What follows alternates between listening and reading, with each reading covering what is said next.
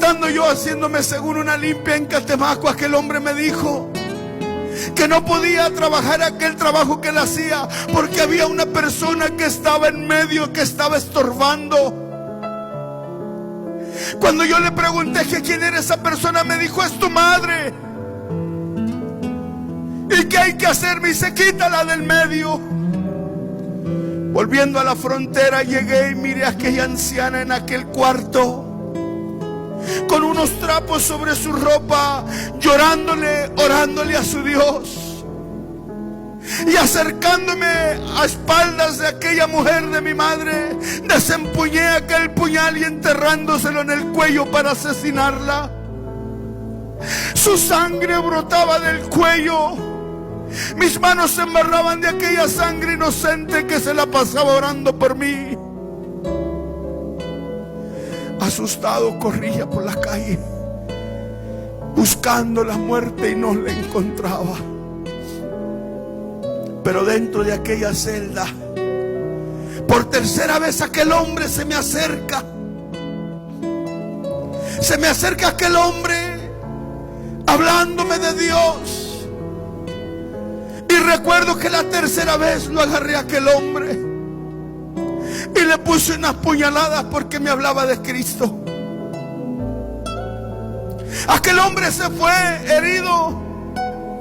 Como a la semana, 2, 3 semanas regresa aquel hombre. Cuando aquel hombre regresa, se queda viéndome. Venía con una guitarra. Y recuerdo bien que le dije: hey, cántame una rolita, cántame una rola. Y cuando se acercó, me dice: ¿cuál quieres que te cante? Le digo: cántame aquella canción que cantaba mi abuelita, Las 100 ovejas. Y cuando aquel cantaba ese canto, oh, yo podía sentir una paz en mi corazón. Pero pasaba el tiempo, aquel hombre volvió. Cuando pasó ese momento se fue, y cuando volvió le dije que si volvía lo iba a asesinar por hablarme de Cristo. Cuando aquel hombre se fue, después a las pocas semanas llego de vuelta a la celda y me dice el guardia, me dice: ¿sabes qué? Ahí te dejaron un regalo. Y ese regalo era una Biblia. Y cuando me dejó ese regalo aquel hombre, lo agarré y lo aventé contra la pared y se despedazó todo. Y no me importaba más, seguía más induciéndome la droga en aquella celda. Una celda que medía 6 pies por 8 pies. 47 meses metido en esa celda sin salir a ver el sol. Era tan difícil para mí. Pero de repente me dice un joven, me dice: oye, viene un hombre a predicar a la capilla. Un hombre que fue como tú, que andaba en pandillas y en drogas.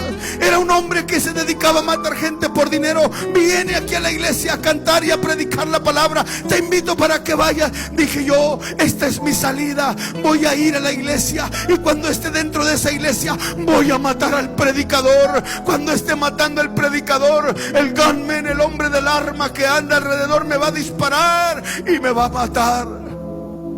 Y llegué a la iglesia y me senté enfrente de las bancas. Cuando yo me senté al frente de esas bancas, aquel hombre empezaba a predicar. Y cuando estaba predicando, oí una voz que me decía: ahora levántate y asesínalo. Y quería levantarme para accionar, pero escuché una voz que me decía: tú no puedes tocar a uno de mis hijos.